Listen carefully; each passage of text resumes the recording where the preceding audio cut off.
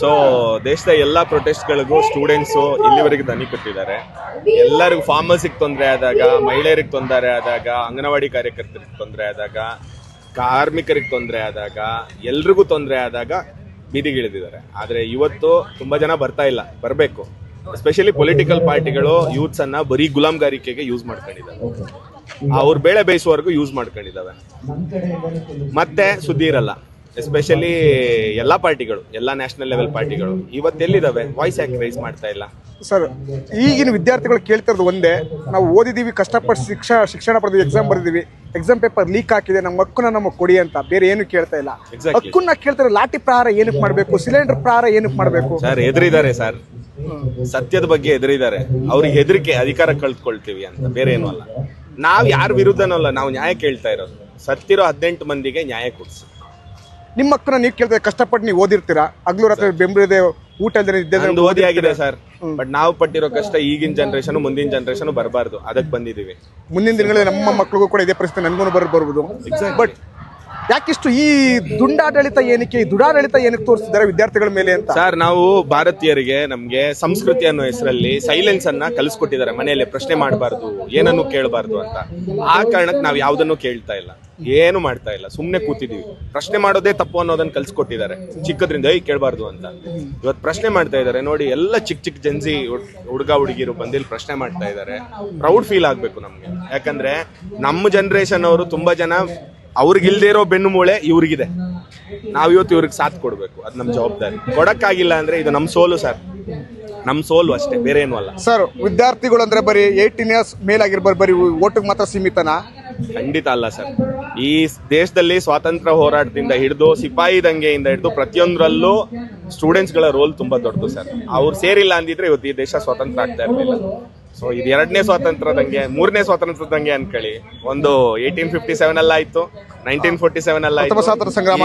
ಹೌದು, 2026ರಲ್ಲಿ 3ನೇ ಸ್ವಾತಂತ್ರ್ಯ ಸಂಗ್ರಾಮ.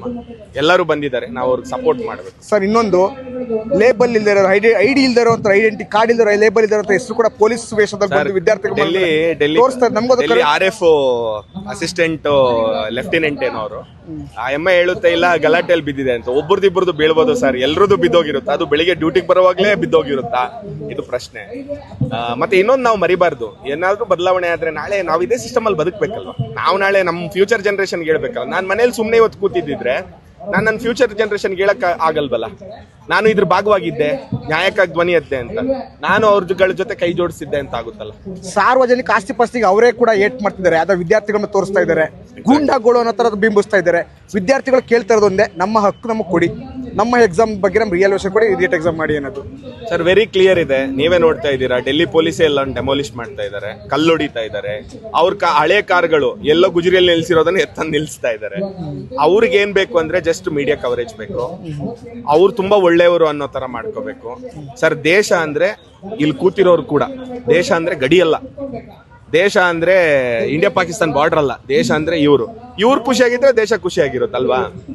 ಪೊಲೀಸ್ ಏನಕ್ಕಿರೋದು? ಕಾಪಾಡೋದಕ್ಕೆ, ಕಲ್ಲೊಡಿಯಕ್ಕಲ್ಲ, ಲಾಠಿ ಬೀಸಕ್ಕಲ್ಲ ಸರ್. ಅವ್ರ ಡ್ಯೂಟಿ, ಅವ್ರನ್ನ ಸುಮ್ನೆ ಲಾಠಿ ನೆಲ ಕೊಡ್ದು ಕಳಿಸ್ಬೋದು, ಕಾಲಿನ ಕೆಳಗಡೆ ಹೊಡೆದು ಕಳಿಸ್ಬೋದು. ತಲೆಗೆ ಹಾಕಿ ಹೊಡಿತಾ ಇದಾರೆ ಅಂದ್ರೆ ಪೊಲೀಸ್ ಹೊಡಿತಾ ಇಲ್ಲ, ಅವ್ರ ತಲೆಯಲ್ಲಿರೋ ಐಡಿಯಾಲಜಿ ಹೊಡಿತಾ ಇದೆ. ಸರ್, ನಿಮ್ಮ ಹೋರಾಟ, ನಿಮ್ಮ ಮಾತು ಮುಂದಿನ ದಿನಗಳಲ್ಲಿ ಏನಾಗುತ್ತೆ? ಯಾರು ಸ್ಪಂದಿಸಬೇಕು ನಿಮ್ಮ? ಮುಂದಿನ ದಿನಗಳಲ್ಲಿ ಏನೇ ಆಗ್ಲಿ ಸರ್, ಆಗದೆ ಇರ್ಲಿ, ಇಷ್ಟು ಜನ ಬೀದಿಗೆ ಇಳಿದಿದ್ದಾರೆ. ಈ ಫ್ರೀಡಂ ಪಾರ್ಕ್ ಅಲ್ಲಿ ಇಷ್ಟರವರೆಗೆ ಕಾಣಿಸದೇ ಇರೋ ಹೊಸ ಮುಖಗಳು ನಾವು ನೋಡಿದೀವಿ ಸರ್. ಇಲ್ಲಿ ಹೊಸದಾಗಿ ಸಾಕು ಸರ್. ಇವ್ರು ಹೋಗಿ ಇವ್ರ ಮನೆಯಲ್ಲಿ 2 ಜನರಿಗೂ ಮಾತಾಡಿದ್ರು ಸಾಕು ಸರ್. ಬದಲಾವಣೆ ಪಕ್ಕ ಆಗೇ ಆಗುತ್ತೆ. ಬದಲಾವಣೆ ಒಂದ್ ರಾತ್ರಿಯಲ್ಲಿ ಆಗೋದಲ್ಲ, ಬದಲಾವಣೆ ಸ್ಲೋಲಿ ಆಗುತ್ತೆ. ಬಟ್ ಇಷ್ಟು ಜನ ಬಂದಿದ್ದಾರೆ ಅಂದ್ರೆ ಅವ್ರಿಗೆ ಅನ್ಸಿದೆ ತಾನೆ ಇಲ್ಲಿ ಏನೋ ಇದೆ, ಸತ್ವ ಇದೆ ಅಂತ. ಸುಮ್ನೆ ಯಾರು ಇವತ್ತು ಬರಲ್ವಲ್ಲ ಸರ್. ಸುಮ್ನೆ ಎಲ್ಲರೂ ಕೆಲಸ ಬಿಟ್ಟು ವಾರದ ನಡುವೆ ಯಾರಾದ್ರೂ ಬರ್ತಾರ? ಇಲ್ಲಿ ಯಾರಾದ್ರೂ ಬಿರಿಯಾನಿ ಅನ್ಸ್ತಾ ಇದಾರ, ಕ್ವಾರ್ಟರ್ ಅನ್ಸ್ತಾ ಇದಾರ? ಇಲ್ಲ. ಆದ್ರೂ ಬಂದಿದ್ದಾರೆ, ಬಸ್ಸಲ್ಲಿ ತಂದು ಬಿಡ್ತಾವ್ರ? ಇಲ್ಲ. ಅವ್ರವ್ರ ಹಣ ಹಾಕೊಂಡು ಕ್ಯಾಬಲ್ಲಿ ಮೆಟ್ರೋಲ್ ಬರ್ತಾ ಇದಾರೆ ಅಂದ್ರೆ ಇಲ್ಲೇನೋ ಇದೆ, ಸಮಸ್ಯೆ ಬಗ್ಗೆ ಮಾತಾಡ್ತಾ ಇದ್ದಾರೆ, ಸತ್ಯ ಇದೆ. ಎಲ್ಲ ಜಂಜಿಗಳು ಸರ್, ನೋಡಿ ಹೊಸ ಮುಖಗಳು. ಆರಾಮ್ಸೆ ಎಲ್ರು ನಾವೇನ್ ಮಾಡಿದೀವಿ ಅವ್ರನ್ನ ಜಂಜಿಗಳು ಅಂತ ಅವಮಾನ ಮಾಡಿ ಸೈಡಿಗೆ ಕೂರಿಸಿದೀವಿ ಅಲ್ಲ. ಅವ್ರಿಗೆ ಕೇಳೋ ತಾಕತ್ತಿದೆ, ನಮ್ಗಿರ್ಲಿಲ್ಲ. ನಮ್ ಜನರೇಷನ್ ಮಾಡಿದ ತಪ್ಪುಗಳೇನಿದಾವೆ ಅದನ್ನ ತೊಳಿತಾವ್ರೆ, ನಾವು ಬಂದವ್ರಿಗೆ ಸಪೋರ್ಟ್ ಮಾಡಿ. ಅವರು ನಾವ್ ಹೇಳ್ತೀವಿ ಅವ್ರು ಸೀರಿಯಸ್ ಇಲ್ಲ ಅಂದ್ರೆ ಇಷ್ಟು ದೊಡ್ಡ ಇಶ್ಯೂ ಬಗ್ಗೆ ಯಾಕೆ ಸರ್ ರೋಡಿಗೆ ಇಳಿತಾ ಇದ್ರು? ನಾವ್ ಏನಕ್ಕೆ ದೂರ್ತಾ ಇದೀವಿ ಅಂದ್ರೆ ದೂರಿ ಅವ್ರನ್ನ ಆದಷ್ಟು ಸಪ್ರೆಸ್ ಮಾಡಿ ಡಿಪ್ರೆಸ್ ಮಾಡಿ ನಾವು ಅವ್ರನ್ನ ದೂರ ಇಡ್ತಾ ಇದ್ವಿ ಕಾಸ್ಗಳಿಗೆ. ಸರ್, ನಿಮ್ಮ ಹಕ್ಕು ಶಿಕ್ಷಣ, ಪ್ರತಿಯೊಬ್ಬರ ಹಕ್ಕು, ಮೂಲಭೂತ ಸೌಕರ್ಯದಲ್ಲಿ ಶಿಕ್ಷಣ ಒಂದು ಕೂಡ ಒಂದು ರೈಟ್ಸ್. ಎಜುಕೇಶನ್ನೇ ಒಂದು ಅಂಗವಾಗಿ ಬಿಸ್ನೆಸ್ ಮಾಡ್ಕೊಂಡು ಕಿತ್ಕೊಂಡು ತಿಂತಾ ಇದ್ದಾರೆ. ಏನ್ ಮಾಡ್ಬೇಕು ಇದಕ್ಕೆ ಅಂತ ಸರ್? ಕಾಂಗ್ರೆಸ್, ಬಿಜೆಪಿ, JDS ಎಲ್ಲರೂ ಅವ್ರವ್ರ ಕಾಲೇಜ್ಗಳು ಕಟ್ಕೊಂಡು ಲಕ್ಷಾಂತರ ರೂಪಾಯಿ, ಕೋಟ್ಯಾಂತರ ರೂಪಾಯಿ ಫೀಸ್ಗಳು ತಗೋತಾರೆ. ಎಕ್ಸಾಂಪಲ್ ಮಂಗಳೂರ್ದು ಹೇಳ್ತೀನಿ. ಏನೋ ಇದು ಶಿಕ್ಷಣ ಕಾಶಿ ಮಂಗಳೂರು, ಸರಿನಾ? ನಾನು ಮಂಗಳೂರಿನವನು, ಅದಕ್ಕೆ ಹೇಳ್ತಾ ಇದ್ದೀನಿ. 16 ಪ್ರೈವೇಟ್ ಮೆಡಿಕಲ್ ಕಾಲೇಜ್ ಇದೆ ಸರ್, ಒಂದೇ ಒಂದು ಗೌರ್ಮೆಂಟ್ ಮೆಡಿಕಲ್ ಕಾಲೇಜ್ ಇಲ್ಲ. 16 ಮೆಡಿಕಲ್ ಕಾಲೇಜು ಸರ್, ಒಂದೇ ಒಂದು ಗೌರ್ಮೆಂಟ್ ಮೆಡಿಕಲ್ ಕಾಲೇಜ್ ಇಲ್ಲ. ಲಾಬಿ ಎಷ್ಟಿದೆ ನೀವು ತಿಳ್ಕೊಳ್ಳಿ. ಯಾಕೆ ಹೇಳಿ? ಕಾಂಗ್ರೆಸ್, ಬಿಜೆಪಿ, JDS ಎಲ್ರಿಗೂ ಅಲ್ಲಿ ಮೆಡಿಕಲ್ ಕಾಲೇಜ್ ಇದೆ. ಸೊ ಇದು ಸತ್ಯ. Thank you sir.